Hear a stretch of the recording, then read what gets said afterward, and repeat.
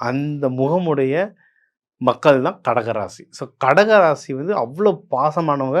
கடகராசி செஞ்ச சாப்பாடு சாப்பிட்றதுக்கு குடுத்து வைக்கிறாங்க. அவ்வளோ சூப்பரா செய்வாங்க. பாசம் அவ்வளோ இருக்கும். அந்த கடகராசிக்கு இந்த 2025ஓட கடைசி 30 நாள் எப்படி இருக்க போகுதுன்றத நம்ம இப்போ பார்க்க போறோம்.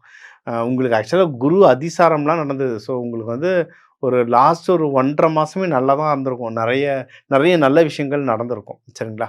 அது ஒண்ணும் தொடரும். சரிங்களா? இன்னும் வேற என்னென்ன நல்ல விஷயங்கள்லாம் நடக்க போகுதுன்றத நம்ம பார்க்கலாம். ஆ ஃபர்ஸ்ட்டு ஓவராலாவே ஃபர்ஸ்ட்டு நம்மளுக்கு நல்லா இருக்கு டைம். ஸோ இது ஒரு வெரி வெரி பிக் பாசிட்டிவ்.